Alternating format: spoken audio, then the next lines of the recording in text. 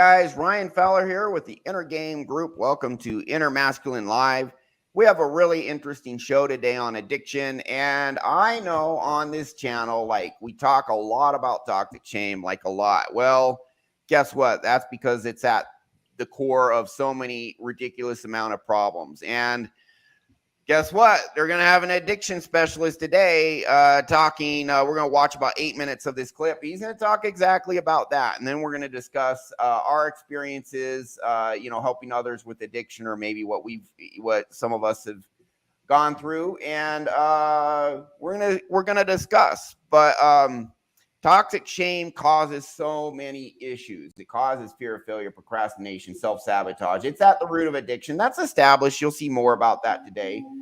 So we're going to look more about not just that. This guy's going to talk about what happens with addicts in their childhood. It's pretty tragic. You shouldn't judge these people, because if you had their life, you probably 95% chance be an addict too. That's just how it is, unfortunately. But with that said, the rest of the Inner Game Group is here. So Tim and Gary, go ahead and introduce yourselves. Hi, everybody. I'm Tim with clearthattrauma.com. What I do is help reprogram your core beliefs, get rid of that toxic shame that we're going to talk a lot about today, and help you be free of the things that don't serve you. All right, Tim and Gary. All right. Yeah. My name's Gary. I'm with bigmindshifts.com. I help you get rid of that pestering social and relationship anxiety that is screwing up your life in some way, shape, or form, so you can actually just be yourself unapologetically and live life the way you want. All right, very good. So Gary, Tim, and I, we are all fixing deep down core beliefs that mess people up and cause people to struggle in various ways. We have techniques to go to the core. Now, none of us are medical specialists. None of us are licensed psychotherapists or doctors or anything like that. So, we're giving our disclaimer right now on that. But we do help people with deep down belief systems. And incidentally, again, not making any claims or guarantees of any sort whatsoever, but just an observation that incidentally, a lot of stuff gets fixed. When you believe in yourself, when you unconditionally embrace that the real you is the best you, that you do have value, you believe in your inherent value and ability, we just see people take off time and time again. And so before we dive into addiction, I'm actually going to show you just a little part from my ebook. You can see in the lower left of my screen, innermasculine.com/free-ebook.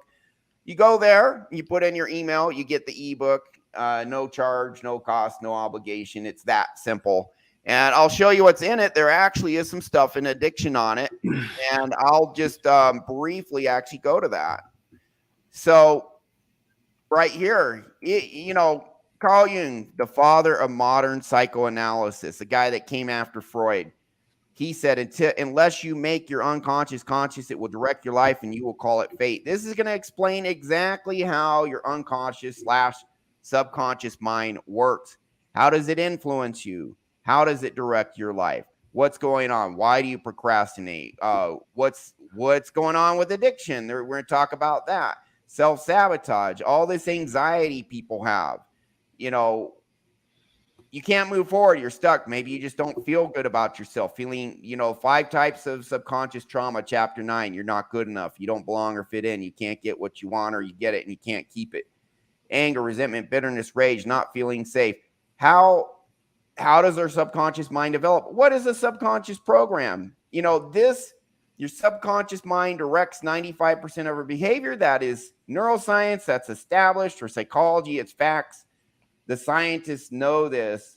Everyone's heard of the subconscious mind, but so few people know how it actually works. And it's pretty much the most important part of your brain if you want to change your behavior and up level in life. It just bar none. It's the most important thing. So you can get the ebook. Just go to the link. And let's see here, chapter 8 right here. I'm going to highlight just a couple parts real quick on addiction. And then we're strongest instinct, avoid pain. That is what that's including emotional pain. By the way, that's what's at the core. But I'm just going to point out this part, this quote here near the bottom. John Bradshaw wrote a best-selling book. It still sells 13,000 copies a year, even though it was released in the late 80s. Healing the Shame That Binds You. He was an alcoholic who recovered, not a recovering alcoholic, a recovered alcoholic, who then became a psychologist, wrote a lot of #1 New York Times bestsellers. He knows what's at the core of addiction because he experienced it. And he said, I used to drink to solve the problems caused by drinking. The more I drink to relieve my shame, toxic shame, based loneliness and hurt, the more I felt ashamed. Toxic shame, the feeling we're not good enough, inadequate, defective, worthless, undeserving, or unworthy in some way, is the most painful emotion we have. People use addiction. Our brain uses pleasure to cover pain. And our brain, above all, wants us to avoid pain because, from an evolutionary standpoint, avoiding pain was the #1 thing we had to do to survive. That's what above all, our imperative, above all, avoid pain. We're going to dive into why addicts are addicts and how that all connects together, because it is all connected today. We have a great clip today. But before we get started with the clip, do you guys have any comments about this or anything else, or just dive into the clip? Yeah, I think we should dive in. Okay, let's go ahead and do that.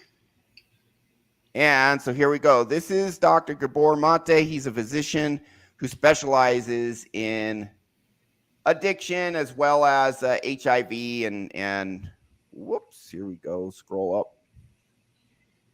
And very illuminating what he says. And you're going to see why we talk about toxic shame so much after you watch it. We're going to watch about the first 8 minutes or so. Here we go. May or may not pause. We'll see.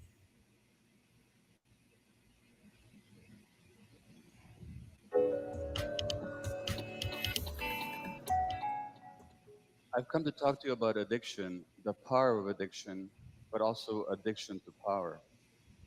As a medical doctor, I work in Vancouver, Canada, and I've worked with some very, very addicted people who use heroin, they inject cocaine, they drink alcohol, crystal meth, and every drug known to man. And these people suffer.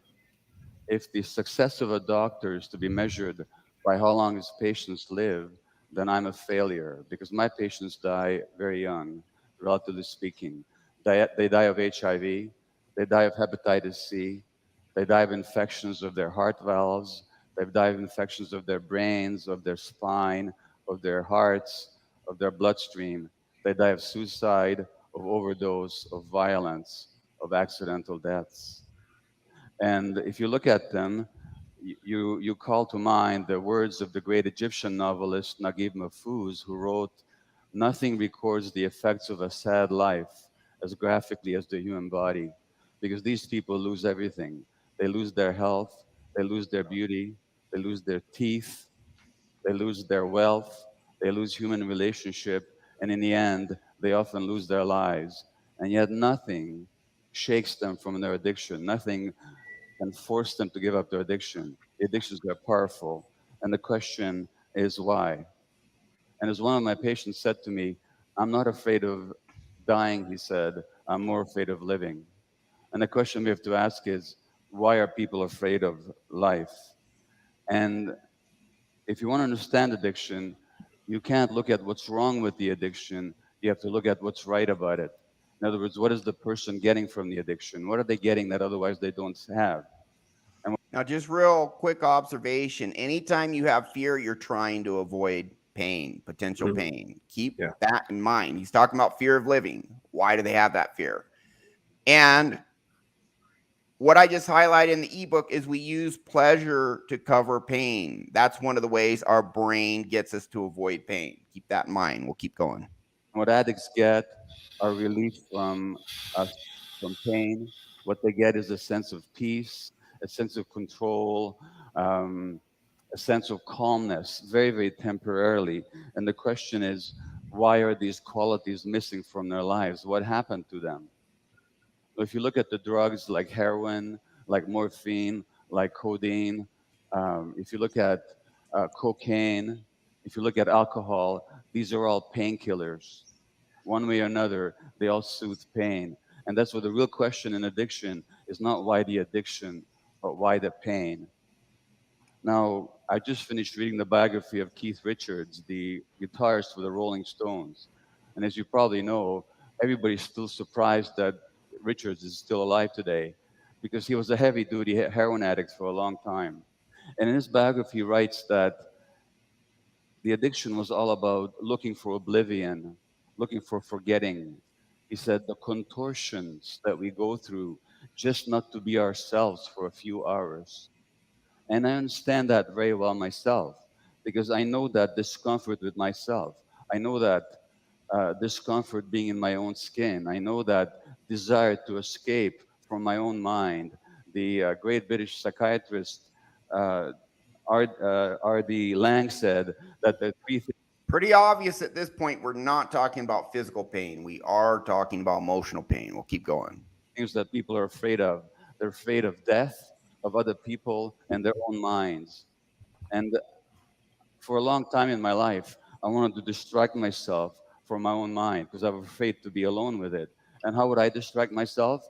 Well, I've never used drugs, but I distracted myself through work and throwing myself into activity.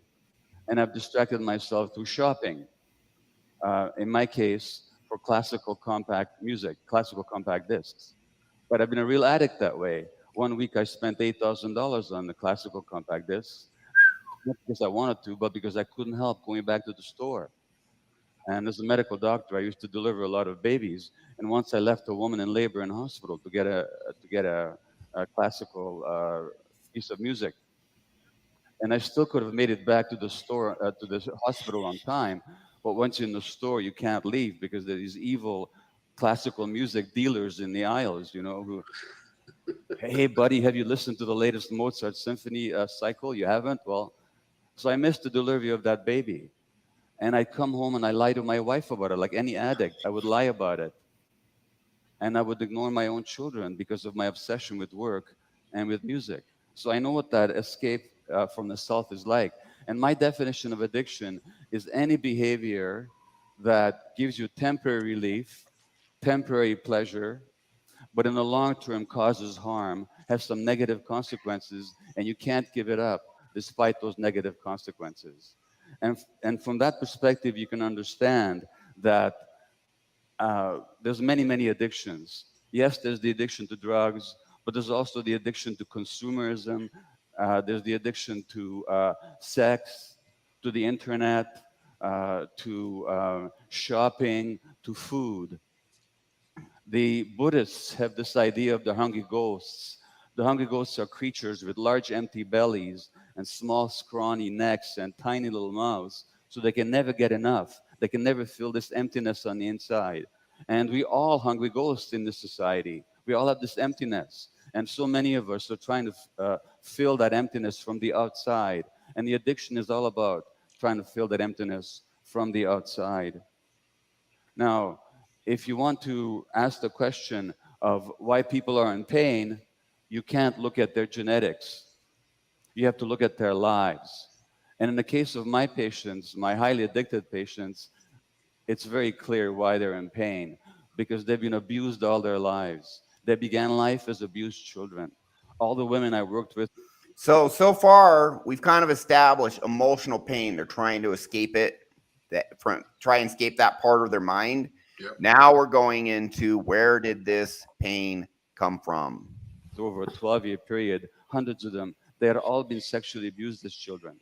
And the men had been traumatized as well. The men had been sexually abused, neglected, physically abused, abandoned, and emotionally hurt over and over again. And that's.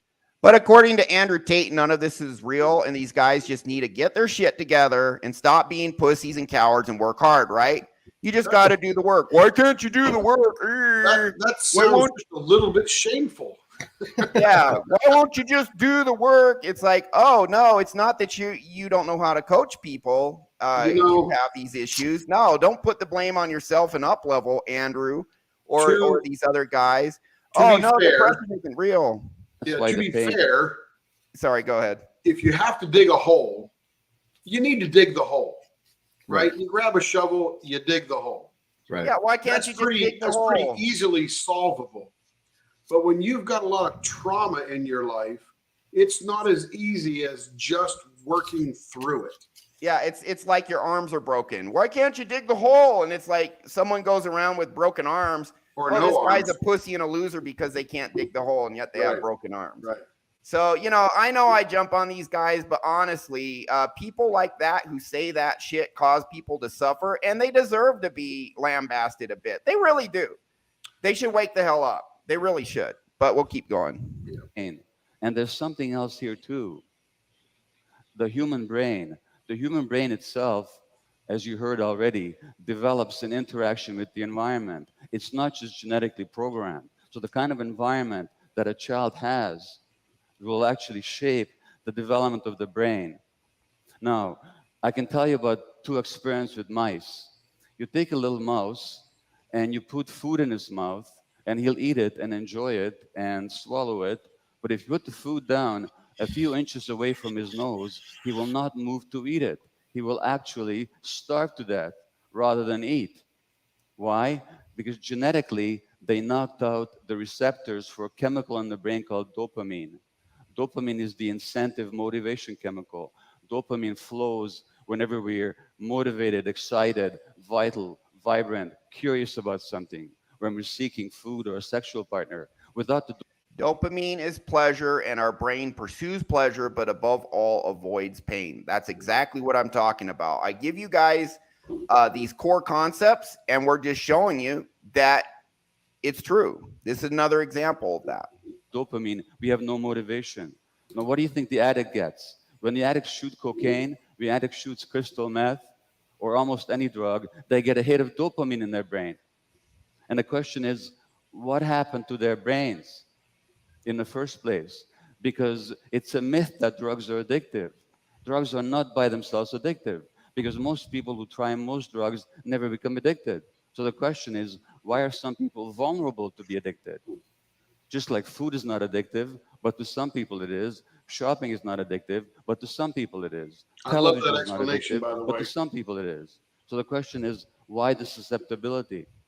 Why the susceptibility? So the key, 2 words, starts with T and S. Go ahead. yeah, the key right here that he's talking about is we often hear that cocaine is an addictive substance, or that alcohol is an addictive substance. You hear people say, Only to some I people. am addicted to something. The problem is they're not addicted to something, but somehow their subconscious, tremendously in pain, has found that this dopamine hit that it gets from using some substances, no matter what it is, and sometimes it's a physical activity, working out or workaholic or something like that, it covers up the pain and allows them to receive the dopamine, which is a little bit of pleasure. That's about it. So it's key to realize what he just said is paramount, that the substances themselves, in and of themselves, is not addictive. Yes, exactly right. And scientists used to believe some substances. I'll start the sharing again. We're just gonna comment real quick. Scientists used to believe some substances were inherently addictive. They now know that because they've seen cases of people in the Vietnam War. There were people who took heroin, came back not addicts. Others came back and were addicts, and coincidentally, the ones that came back and were addicts had PTSD. Right.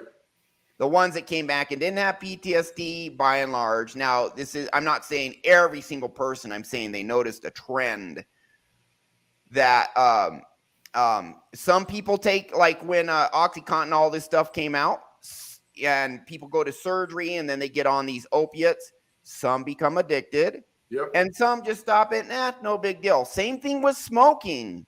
Some people smoke and they can stop. Other people can't stop for the life of them. Why is that? Well, he's going to tell more, but we already know the answer. Yeah, But, you in your practice have passed something past your brain, and your brain partook of it and said, ooh, I like that. Go give me some more of that, because that is calming all that trauma that I've got in the back, and I feel good right now. I Yeah. need to feel more good. That's why two people can go to a bar who have never drank before, and tomorrow morning you'll have one alcoholic and you'll have a person who just had a drink. Yeah. I'll tell you from my own life. Before I cleared my toxic shame, I had constant low-level anxiety and constant low-level depression. I would play video games for 8 hours, and at the end of the 8 hours, it's like I feel totally chill. I didn't have any, and while I was playing, I didn't have any anxiety or any depression. That's why there were times. I mean, there was one time I played a video game for 17 hours. Dude. Yeah, and I've had now I probably play like 2 or 3 hours of video games a week just because I'm so dang busy, but I don't miss it. And there's times I go 2 weeks, don't watch any TV. I don't miss it. It's nice when I watch it, So yeah, but back when I had toxic shame, playing video games till 6 a.m. in the morning and then sleeping until noon, and you come to work, Tim, you're like, why is he sleeping in? I'm here working. But that's me dealing with my pain back when I had it. Yeah. I don't have that need anymore because Right. there's not any. Now I did a session again. I'm not any sort of licensed addiction specialist, but I did a session for a daily cocaine user. I did a session, got a chunk of toxic shame out, big chunk. And I talked to him 2 weeks later, and he's like, it's so weird. I haven't used cocaine at all in the last 2 weeks. And it's like, I wonder why. We worked on your toxic shame, got a big chunk out, and you're normally using cocaine every day, hasn't used any for 2 weeks. I think he has more work to do. I only did one session, never heard from him except for talking to him 2 weeks later, a follow-up. He has more work to do, I'm sure, and hopefully he's done it. I don't know, but it's not a coincidence that I clear a big chunk of toxic shame, and 2 weeks later he's like, I haven't used any cocaine for 2 weeks. That's weird. So Jay Lee, I want to comment on this, and you guys can chime in. So simple, but so complicated.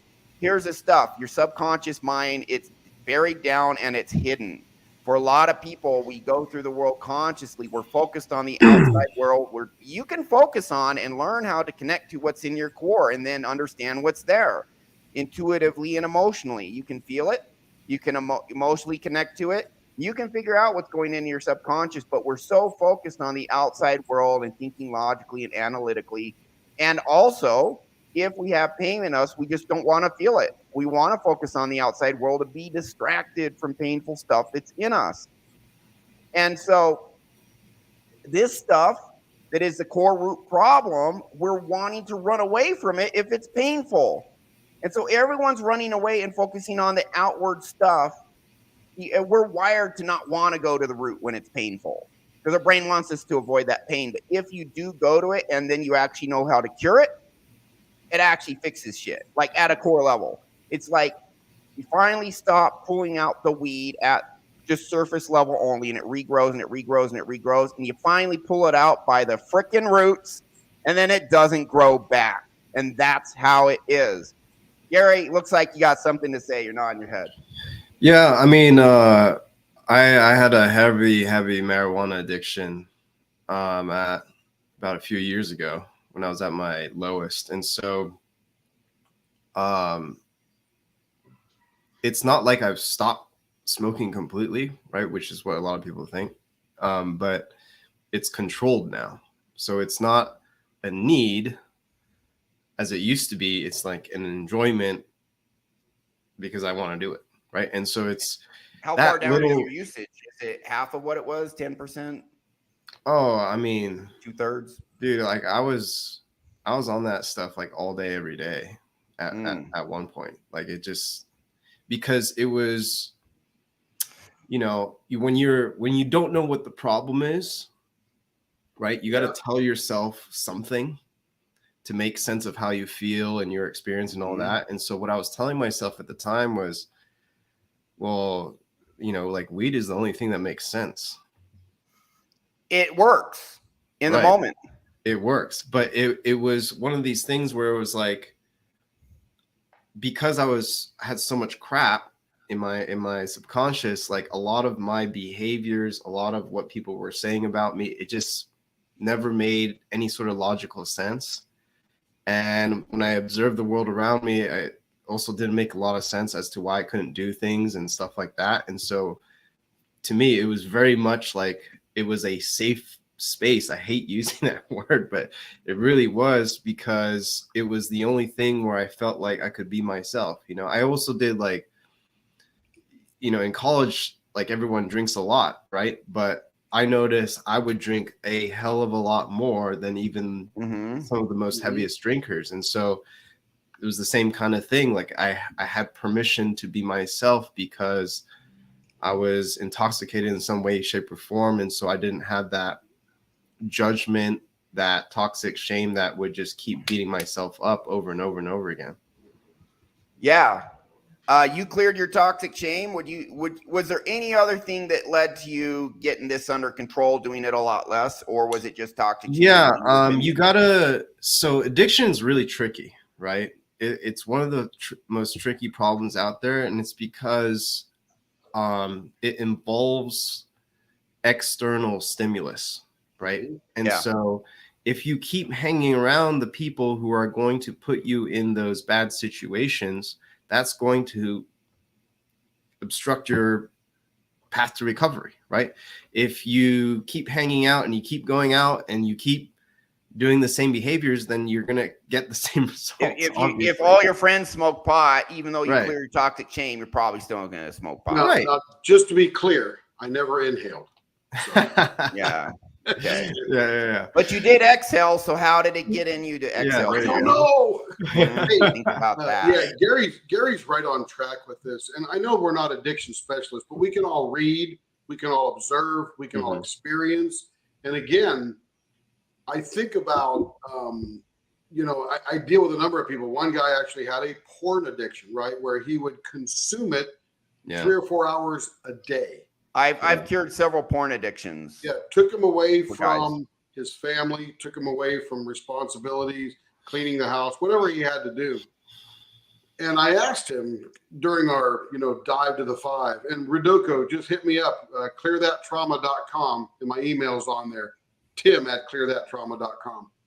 The interesting thing was I asked him, I said, how did you get that addiction? He says, I have no idea. But he traced it all the way back to when he was 9 years old. And his friend, and this would have been in the 70s, maybe early 80s, his friend's dad had a Playboy collection. And they went into the bathroom and he saw this Playboy collection and they were flipping through the pages, checking out the ladies. And then he went home from that and he had this tremendous desire, because he must have had some type of pleasurable dopamine hit while viewing that. Oh, obviously, yeah. That it kicked him, right? And he just started looking and consuming everywhere he could to get that till the internet became big. Then it was easy. He says, but it just made him feel so good to observe all that beauty, when in reality, it's a debauchery type of world. And we all know that, so we're not going there. But he was hooked. And it just was a simple, hey, let's go check out my dad's Playboy collection. I mean, it might have been alcohol 8 years later, or it might have been marijuana, or it might have been something else, but it just happened to be porn at 9 years old with some guy's dad's Playboy collection. Yeah, that's he came across that, but that's simple. It was now this doctor says some people, this stuff isn't addictive. I mean, we all eat food. Why do some people become food addicts and then become 400 pounds? Trauma. There's dopamine release when you eat food. Yeah. Why do some people smoke occasionally and they're cool, or they have 1 or 2 drinks and they're done, and others are just raging alcoholics, raging marijuana addicts. And I read at the very beginning from my book, quoting this psychologist, John Bradshaw, wrote this bestseller, Healing the Shame That Binds You is the name of the book. And one thing that makes addictions more addictive is, number one, you have toxic shame, period. You got it in your core. This guy, we're going to watch a little more of this clip. He's talking about how our brains aren't fully developed when we're born. For the first 14 years, especially the first 8 years of our life, our brain is like, I don't know anything. And we observe the world around it, and it forms these interpretations, conclusions, beliefs about what everything means. We perceive things and we interpret it means something. These become subconscious beliefs. And a subconscious program, the ones that influence behavior, not just automatic, like I normally fold my arms like this and okay, this feels a little weird. You know, that's not how I normally do it. We're not talking about simple things like that. We're talking about these really ingrained behaviors. Like, why do I procrastinate? I need to do this and I can't do it. I just play video games instead, or I just eat food or watch TV and I want to do it. And it's like, I need to force myself. It's so hard to freaking do this. And it shouldn't be hard. It's not a hard task. What is going on? Well, that's a subconscious program. And it's a subconscious program that gives you the resistance, because a subconscious program is a belief tied to a feeling. And if the feeling is painful, our brain the number one imperative of our brain when it comes to influencing our behavior is avoid pain, avoid pain, avoid pain. And a feature of our subconscious mind is it doesn't comprehend time. It just comprehends the now. It looks at what's going on now, and it says, is there any belief in me that is a match for what's going on in the outside world? If there's a match, what's going on in the outside world is a match for belief in us. It spikes the feeling tied to that belief. So fear of failure. If you have a belief, when I fail or make a mistake, I'm a failure, I'm a loser, I'm bad, I'm not good enough, then anytime you could fail, you're going to feel resistance. You're going to feel anxiety or fear of failure. And you're not going to want to do it. And this is not all the causes of procrastination, but probably the number one more than anything else. And our brain wants us to avoid that. Even emotional pain is tied to don't do this, the tribe will disapprove. And if they disapprove, if you're cast out of the tribe in ancient times, your chance of survival goes way down. That's why we had tribes. We could survive much better as a tribe than solo. Yep. And if you're solo, you can't reproduce either. You need someone else to reproduce with. So emotional pain is tied to, if you do that, the tribe will disapprove. This is why we have social anxiety, why we don't want to say things that others disapprove of. It's why, don't do this, don't do that, stay safe, stay small. We grew up in harsher times where it was like, listen, avoid this pain. You get a cut in your arm, there's no antibiotics. In ancient times, you could die from a cut in your arm. You eat a poisonous berry, you might die. They didn't have medicine to fix stuff back then. You might just die. So physically, but also emotionally, don't do anything the tribe would disapprove of. If your position in the tribe is low level, don't try and rise up in the ranks. You have toxic shame. You're not good enough, stay down. Because if you rise up in the ranks, all of a sudden, the chieftain who gets the best women to mate with, all of a sudden he sees you as a threat because you're rising up in the ranks. What might happen from that? Might he mate guard? So toxic shame in the past, keeping certain people small, actually served a function to keep you alive so you wouldn't get killed by the higher ups if they saw you as a threat. Stay small, stay safe. Now it serves no purpose. Now our brain is just thinking, I'm hurting right now. I can't handle this pain. Pain could lead to death. That's what your brain is literally thinking based on how it's evolved. I got to stop feeling this pain. You'll find any way. Yep. Now, it's not only addiction covers pain, but if you feel ashamed of the addictive behavior, that causes even more pain, and you need to go back to the addiction to avoid the pain caused by the addiction. But it's actually two parts. It's feeling shame from the addictive behavior, but I would say even more foundationally is you feel toxic shame in the first place at a severe enough level. And your brain's like, this is a solution to avoid pain. So, once that's in there, your brain's going to do anything to avoid pain. And that's why people desperately perpetuate their addictive behavior until that toxic shame is removed. And I have guys come to me and they talk about like, I feel so bad when I view porn or whatever. And I'm like, part of the reason you're addicted is you feel bad from viewing porn. Mm-hmm. To really solve an addiction, you, number one, fix your toxic shame so you realize you are good enough just as you are. You have massive value just as you are. But you also actually need to find a way to resolve the guilt and shame about the behavior. If you stop feeling guilty, you're like, I did this, it's no big deal. The addiction loses a lot of its power. It's that you got to do both. You got to fix your toxic shame, period, and you got to fix the shame you feel from the addictive behavior. And then that is the shame that binds you. That is John Bradshaw's book, Healing the Shame That binds you. No more shame, no more Now need, no more pain, no more need for the addiction. Yeah, let's make a distinction here because if you look at Jay Lee's comment there, it says, yeah, I used to wake and bake, smoke till I clicked it from work. I'm not sure what that means, but he's smoking marijuana, I'm sure. Wake and bake must be wake up and go ahead and smoke some marijuana, right? You know, let me tell you, Tim, that's exactly what it means. Oh, okay. I'm just guessing because when I wake and bake, I go make muffins, you know. But and then he started pounding drinks, probably because there was some shame from the smoking marijuana all day long. They had to cover that up. And Or then he just picked up an toxic shame eight-ball. period inside. But And I think an too. 8-ball is another type of drink. I thought 8 balls, That's isn't that cocaine. like cocaine or something? Oh, okay, yeah. that's So cocaine, drugs, pounding drinks when it's time to take Vicodins and 2 somas. I don't know what a soma is, but it must be like a Vicodin or something. So when Ryan was talking about, Jason was severe. It wasn't enough. Jay Lee, why do you think you did that? What were you covering up? So let me jump into. Yeah, keep going, Tim. So the initial addiction is caused by your brain desiring to cover up the trauma, to soften it, to make it go away. When you've done that activity, intellectually, you know that was not a great activity. So now you experience a little bit of what John Bradshaw calls healthy shame, right? It's the shame that sort of keeps us from running naked down the road, or keeps us from smacking the guy in the face that's walking down the street.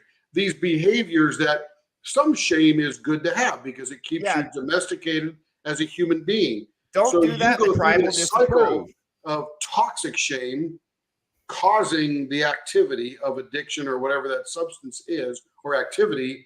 And then you feel bad, which is more shame about that activity. That feeling bad is actually the healthy shame. That's the part that you really want to engage in and your body will use later. Now, we've used the word cure an addiction, heal an addiction, repeating from other people. But the key is you don't cure an addiction. I like Ryan's word is you solve an addiction, right? The addiction is your brain being addicted to that substance to calm the trauma.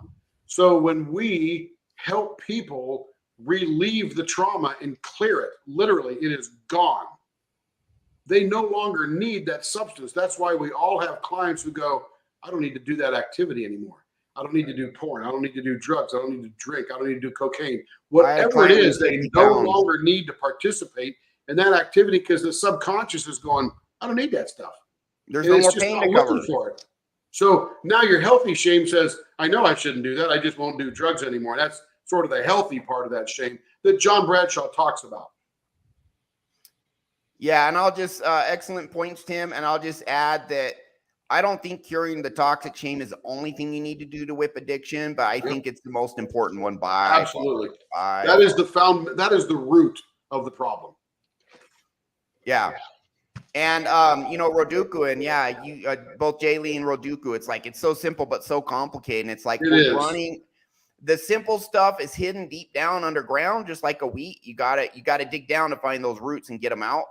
You don't see the roots. You walk around, you see a weed. You don't see you see an iceberg. You don't see everything under the water. You see what's above the water. And for the longest time, people have been focusing on look at that iceberg and they're only looking at, or look at that weed and they're only looking at about what's above the water. They're not looking at what is hidden. But when you go down and you actually go to the hidden stuff, it's actually, I won't say simple, but it's like there tends to be just a few deep down in causes, types of trauma. I have 5. I dived to the 5 types of trauma. It's only like 5 that's at like the root of everything. It's crazy. It does apply differently to different people to different degrees, but there's really only 5 types. And yeah, it is crazy how you cure that. The core principles are simple. We pursue the familiar, avoid the unfamiliar. Stronger, pursue pleasure. Strongest of all, avoid pain. That right there explains like probably 80-90% of maladaptive human behavior. Insane. It's insane. But when you get to the root, it really is So Kind of simple when you Reduco, really get down to the roots. Yeah. so Reduco's got a good point. Isn't it crazy how so few of us will ever put two and two together like this? It's actually simple and complex, like I think it was Jay Yeah. Lee mentioned earlier. The simplicity is the knowledge of where it is now that you have the knowledge. Yeah. The complicated part is getting in there and determining where the toxic shame came from. Now, we Yeah. talked about last week, well-meaning people in the world. Everybody's talking about trauma now. Dr. Harris out of California, Gabor Maté, Mayim Bialik and her podcast, that guy that played Lex Luthor in can't remember Oh his yeah, name, from in Smallville. Yeah. He's got that podcast that you can watch, and they talk about trauma all the time. The Trauma key stored in your is body. they all mean well. They're all talking about, they're all trying different things. And there's a couple of things that work well. But just like we talked about last week, Alcoholics Anonymous, right? Great organization for a couple of reasons. One bad tenet they have is to trap people in that behavior. You know, it is. I'm an alcoholic. That's my identity. So one is you identify the problem. It's super important That's to bad. say, I have an issue. I'm doing a behavior that is not serving me anything positive. That's Yeah. a great thing to admit. Then the I next one struggle is with alcoholism. Then the next one is I'll always be an alcoholic. No, you won't. I mean, you will if you don't do something, but the you will if reality you don't is have the solution. something could if be you done just to use the relieve 12 that. steps. Yeah. Yeah, absolutely. Let's get back to Gabor. Yeah, right, Steve. It's easy to hide and self-sedate. No question. And that's the thing. Addiction works in the short term. And if you keep doing it, it can work for years and years and years. Yep. You know, and then the downsides just gradually, slowly creep in. All right. So yeah, let's go back to this. Good discussion. I know I'm over talking you. I'm sorry. Tim. You're loving it, man. You're right. doing it right. Yeah, you know me. I'm just passionate. All I right. know. I love it. All right, here we go back to this. We got a couple minutes more of this, but this is good stuff. So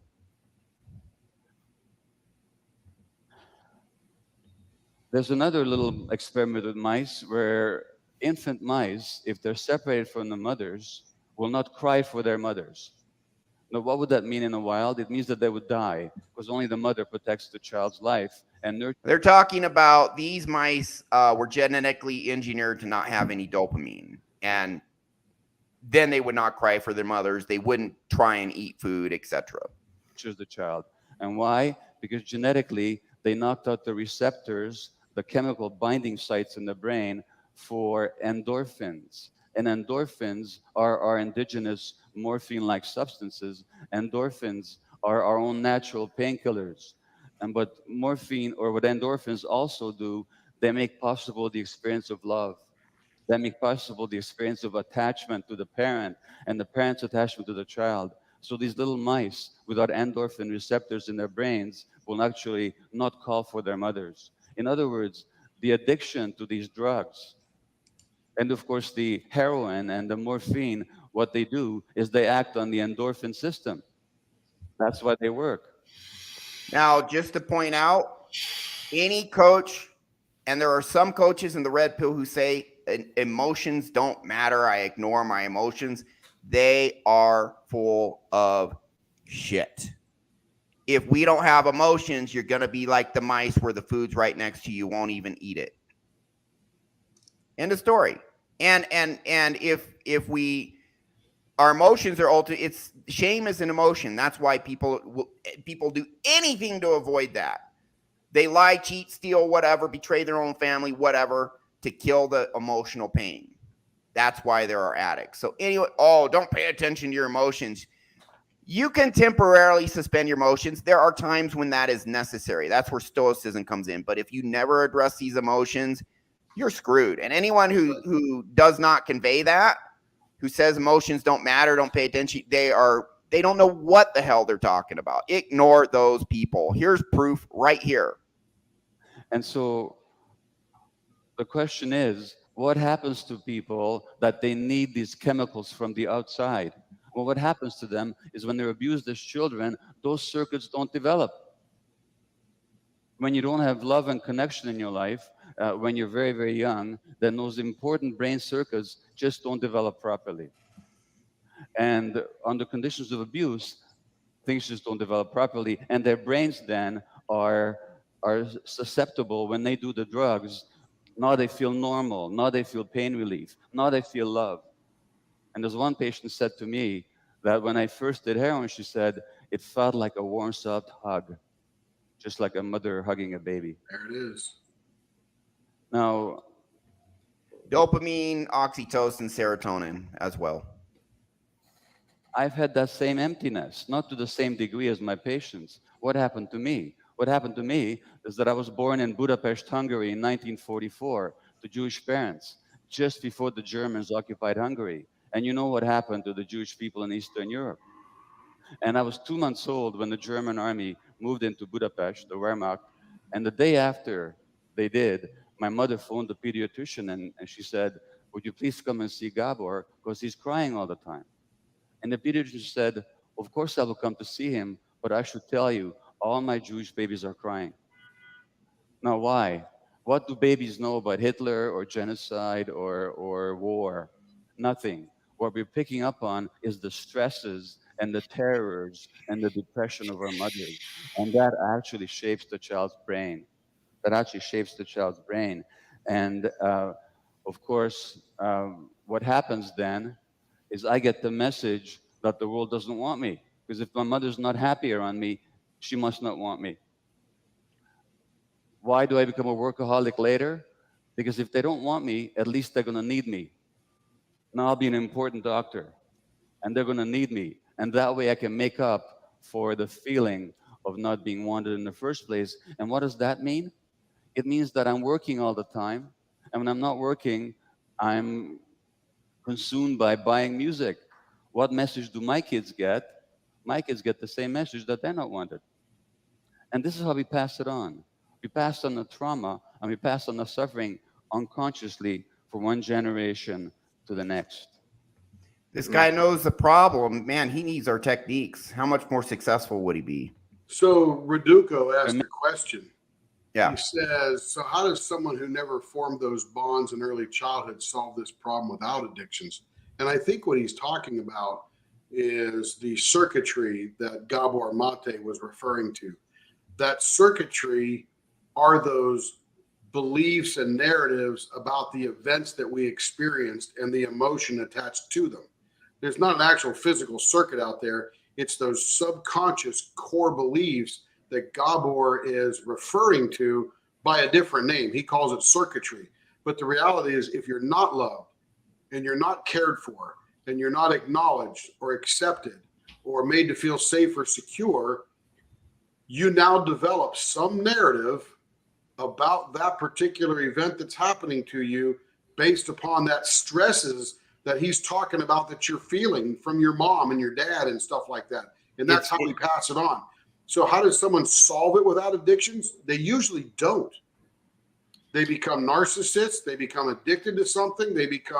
They're damaged individuals who haven't been properly wired. Yeah, I got something on this. A lot of times, to answer the question, it's like, what do you mean by addiction, right?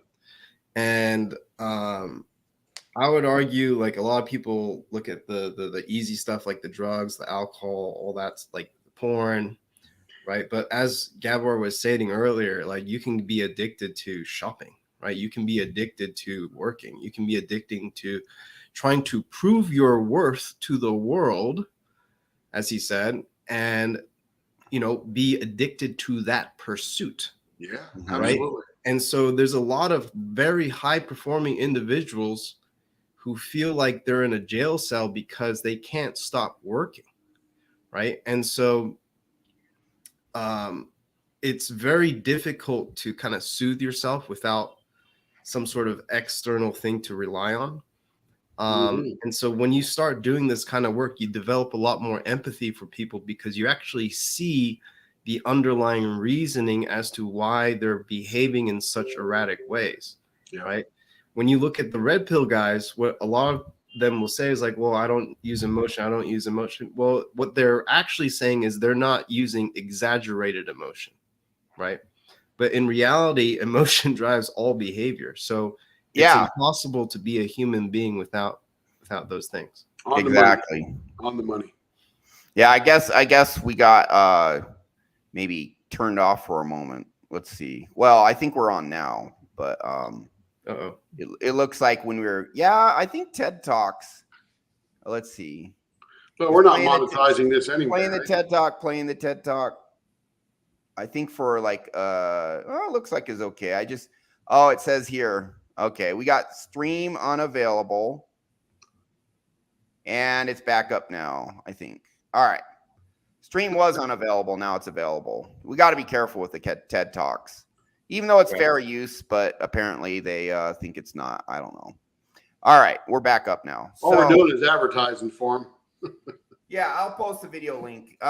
Anyways, man, I was going to say something important. I think I was going to respond to one of these comments here. Let me scroll up a little because you guys are pretty active today, which we appreciate.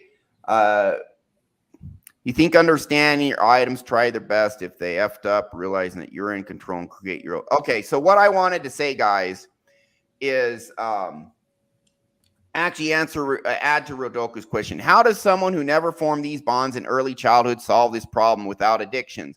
We have the answer. Now, I will say my methods help about 95%, and I'd say 15 of the 95%, it's like they need to do it more than the other 80%.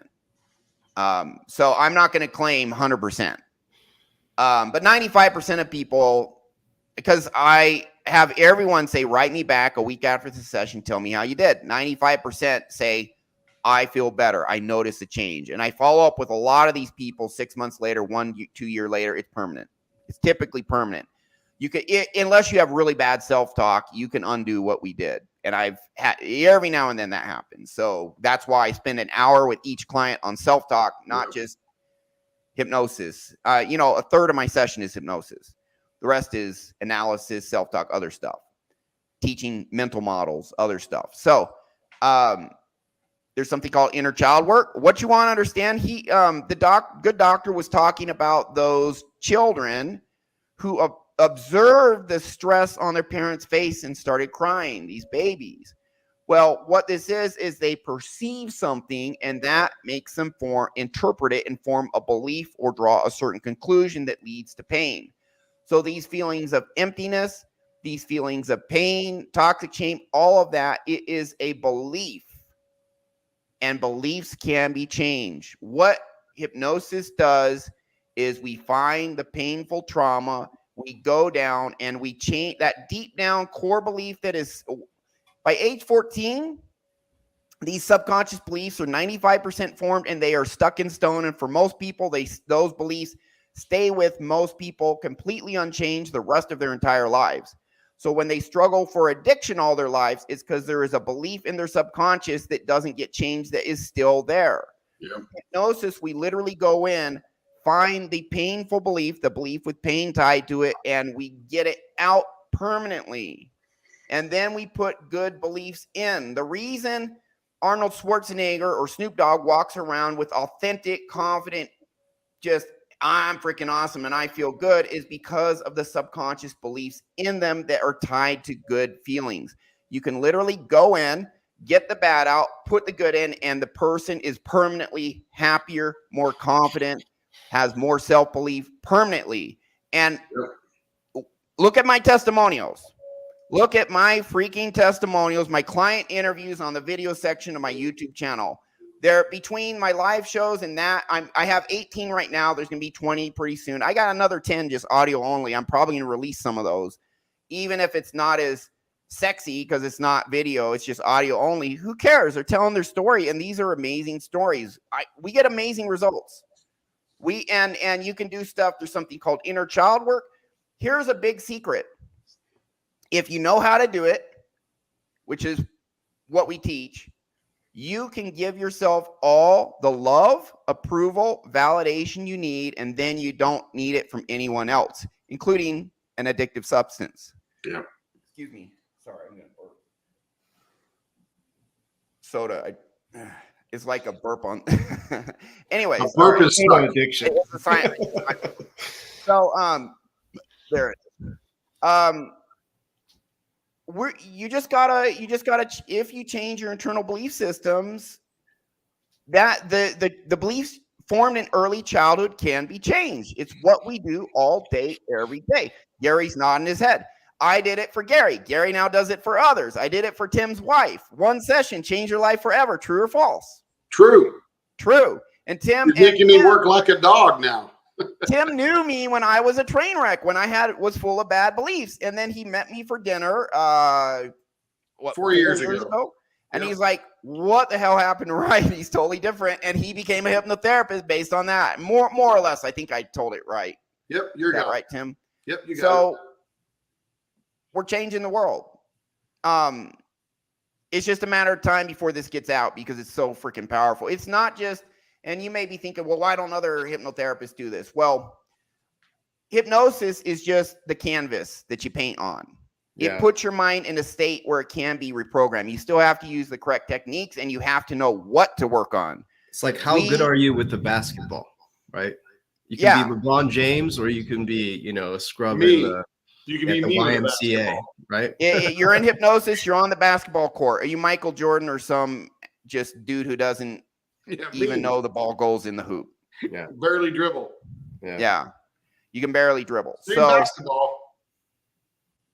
So it's the actual techniques we use in hypnosis. Now, some of these techniques are fairly well known among hypnotists, but it's also what do you focus on and actually finding and unearthing the trauma so you can clear it.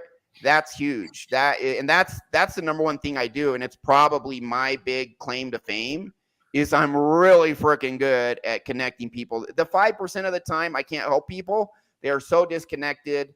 They can't get connected. Not the first session. My brother, I could not help him the first 2 sessions. One of my brothers. The third session, I finally got him to connect to his trauma, and then I could help him. Third session worked. So some people, again, we are avoiding pain. A lot of ways people avoid emotional pain is they have so much pain inside, they just freaking shut down. They disconnect. This is sociopaths feel their feelings shallowly at best, except for anger. They feel anger full force. And all sociopaths had massive childhood abuse. It's a cope. Sociopathy is a cope. And part of that cope is I'm going to disconnect from my compassion. I'm going to disconnect from my empathy, which also helps me to disconnect from my shame. They just disconnect from stuff. They disconnect from everything that can make them feel weak, except for anger, because anger makes you strong. So the anger is full force. That's a sociopath. Yep. Right there. That's why they're disconnecting from their feelings. And then they stop giving a crap about people, and they will use you 6 ways to Sunday. They don't give a shit.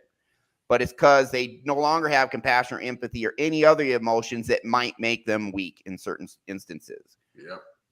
Yeah. So, and to wrap that, because I know we're getting near the end and stuff, there's one quote from a TED Talk, and I sent the links out there for a while, but Johann Hari, almost 8 years ago, gave a TED Talk that says everything you think you know about addiction is wrong. Because it used to be, we thought the substances were addictive, and that got us hooked in there. The reality is it's the trauma. And he even makes this comment about 7.5 minutes or so into his talk. He says, I came to think, and I believe the evidence suggests addiction is about not being able to bear to be present in your life. You can't be there 100%. You have to somehow disconnect, get some substance to distract you. Cover it up. Yeah, your base, how do you say it, understanding and belief about yourself is so low. Yeah. It's so low that not feeling that way, numbing that out is actually feeling like you're normal, right? And that's what a lot of people kind of experience, including myself. Yeah. That's why a lot of people, when they actually go out in social situations, they love the booze. Why? Because it negates that feeling, social right? Anxiety. Social lubrication. Social, right? And so it's easy to rely on something like that and get addicted because you're like, oh my God, I just feel better. And it's so easy. It cost me a few bucks, right? And it's like, well, why wouldn't I, if I'm suffering this hard and I don't even know why and I don't even know how to fix it. And it's like, it makes a lot of sense as to why people get addicted. So. Yeah. I cure my toxic shame. I can go 2-3 weeks and not play a single video game, not watch any TV, I'm okay. Gary and I used to play probably on average 6 hours days. You know, probably an average, maybe 5, I don't know. But not uncommon at all. It's Tim, you know, you come into work and I'm sleeping till noon. It's because I played video games till 6 a.m. the night before. I arrived at 8. This was back in 2005, guys. Yeah, he's been in bed for 2 hours. I get there to work. Yeah, he's doing his thing, and I'm like sleeping.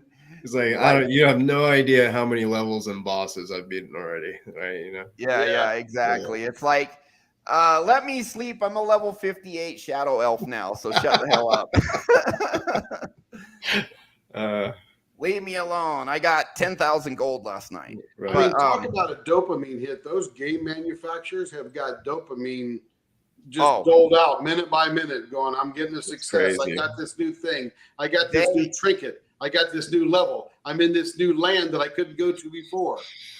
Constant dopamine release is a core element of game design. It's especially for the big, you know, corporations, the AAA game designers. You look at like you look at Quake that came out in the 90s, or Doom. You didn't have any points. You had 8 weapons the whole game, and the only pickups were health, ammo, armor. Yep. That's it. Now you buy freaking Borderlands 3 or Call of Duty or whatever, and you like shoot someone and a number points appear above their head for a lot of these games. And you have skins, you have unlocks, you have levels, you have different classes for not an RPG, for a freaking first person shooter. Yeah. You have tournaments with leaderboards, ranking, all of this dopamine, because every little signifier that you earned something, made progress, got something, releases dopamine. Yep. And so you look at role-playing games from the 90s, like Baldur's Gate. I'm a gamer, you can tell. The whole game, you gain 10 levels. Now you play Elden Ring. There are people level 700 in Elden Ring. They have, or look at the Diablo games. Like you play Diablo and you play the first 5 minutes, you gain a level. You had to play 3, 4, 5, 6, 8 hours to gain a level in the 90s, because they know it's like, you play the Diablo games now. It's like you click a button, you kill a monster, it drops loot, potions, and gold. Yep. And so just constant loot drop, dopamine, dopamine, dopamine, dopamine, dopamine. These games are structured intentionally around massive dopamine release and addiction, because you're gonna be addicted to the product. You can buy once your subconscious sees that, it knows where to get it. Yeah, exactly. So, anyways, yeah, you ain't afraid of no Quake. Maybe Quake's afraid of you, Steve, which is totally cool. Remember Castle Wolfenstein? Yeah, well, yeah, we're old school now. We're super old school now. It was the very first person shooter ever. But I think good discussion on addiction. Honestly, you know what? I think when I was in Denton, Texas, before I moved here to Mexico City, I was trying to work with a psychologist, a college professor. He just didn't have time. He's a university professor, psychologist, trying to show him my stuff. And he was really interested, but he never actually did it. I guess he didn't have time. I got to reach out to these guys, and because it only takes like one really well-established guy like this Gabor Maté to like take a chance and actually find out this is legit, and then it's probably all over. It's like, as long as there's no one suppressing what we're doing, which may happen, you know, personally attacked. That might happen. That's actually one reason I went to Mexico. I'm like, if this ever gets big and I'm the United States and these pharmaceutical industries are like, okay, if this guy succeeds, 80% of our antidepressant market is gone, you know, so who knows? Well, but could you imagine? It's only a matter of time. Logistically, it'll take, first of all, 20 years for what we're doing to become mainstream. You think so? I think it'll happen faster. Because the internet's crazy. I think too. I think the internet. There's 6 of us 10 in the world doing it now. We would have 10 for it to be mainstream. We would have to be shifting from doing sessions to simply running a training program to certify people to do this. And you couldn't put people through fast enough. Radoku, very valid observation is how addiction works is you get a ton of hits up front, and over time you need more and more of the drug. Yeah. And that's exactly what these video games do with level progression. You get a bunch of levels up front, and you need now these pay to play. They'll give you a bunch of free levels up front, and then gradually you can't progress unless you pay. You need to pay a little at first to get to the next level. You pay $5, you can get to the next 5 levels. But now you need to get $5 to get to the next 4 levels. You need to pay another $5 to get to the next 3, and pretty soon you're paying $10 per level. I knew a lady who was homebound, $2,300 a month on Farmville. What? Damn. What? Addicted. Wow. Addicted. Dang. Yeah, crazy. I should Brett. try out Yeah. Farmville. I'm just kidding. The game manufacturers have game. known how to get people their dopamine hit, no doubt. Cheapest one you can get. And we wonder why these games have microtransactions, and then people hate it. Well, you know, a lot of people hate their cocaine addiction. They're still taking cocaine, right? That's right. Yeah, it's not that like I live in Vegas, right? So it's not that different from a casino. Absolutely. It's really not. When you look at casinos, I pointed this out in I think in my SOS. Farmville, aka Bankville. Right on, Rodrigo. You look at slot machines though. Number one, slot machines all look like video games now. Yep. It's all graphic, sound, animation. Yeah, they got all the video. They have like the All newest ones where you can sit down, right? And it's got this like huge arch. Yep. And so like the only thing, like even when you're like kind of like trying to sit back and relax like this, all you see is more stuff. And so it's just dang. All those bells and dings, they're all triggered to a certain frequency. You cannot escape the sensory overload. Yeah. And if I comment on this on some of my training videos, you look at gambling machines. Number one, most of them convert money to points to disconnect you. Yeah. Points still matter to your brain. And the only sign you have that you're losing money is small text at the bottom of the screen showing your balance. That's right. And don't then, want too much negative now. Yeah. Now, if you hit the button and you don't make any money, it just stops and literally nothing happens. Just go again. There's no red X or anything. Right. And let's say you're betting $1 a slot. There will be times where you win 40 cents, which means you lost 60. You lose $1, you get 40 back, and they celebrate it. They celebrate partial losses. And then when you actually win something, it's just big animation, music, sound, and they can draw it out. You hit this like 10 bonus rounds, and they literally give you constant dopamine for like 5 minutes straight, and they get people just, there's no pain, there's no negative 5 points, there's no red X you lost when you don't win. So you're just chasing the dopamine hit. Here's the funniest thing I ever saw in Vegas. It has nothing to do with dopamine and stuff like that. But a guy was at the ATM taking $500 out, and after he gave him his money, he goes, "I won." Dude, it's your money. You didn't win anything. But that's the mentality in Vegas. Yeah. Thank you, Jay Lee. Like and subscribe, guys. So, anything. Getting close to time, pretty much time to wrap it up. Any final comments from any of you guys? No, I got something. So if you guys actually have an addiction, right? Which I'm assuming some of you guys do, it's really, really important to understand the environment that it's happening in, right? We've talked a lot about today, like what's actually going inside. But it's just as important to notice how the addiction is happening. So, for example, if you're a chronic cookie eater, it's a lot easier to not buy the cookies and put them in your house and try and, instead of avoiding, the drawer that it's actually in, right? And so that's a really good cheat code if you're dealing with something like that. It's just don't make it available. That's it. Yeah, that's a big part of it. Yeah. So clearing toxic shame is not the only thing to fix addiction, but in my opinion, it is by far the most important thing. Yeah. So thanks for watching the show. Anything else? No, I'm good. Yeah. All right. Thanks, Gary. Thank you, Tim, for you guys' contributions. Thank you, Kate Crazy Bread. See you next week. You are Crazy Bread, by the way, addictive substance. And, pizza. Pizza. Yeah, but thank you for the kind words.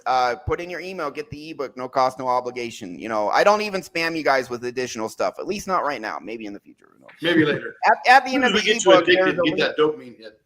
Yeah, at the end of the ebook, there's a link for a free 30-minute consult with me, and then I'll help you however I can for 29 minutes and pitch a session for one. And with So one consult, you that's a take at downside. least 2 levels. Yeah, there you go.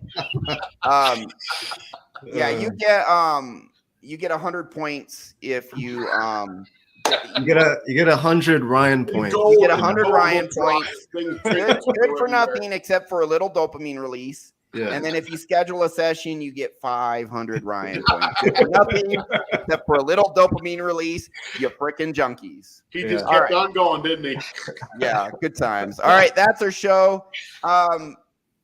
I've beaten, you know, never been a cocaine addict or alcoholic, but I've had, you know, video games, etc., certain addictions.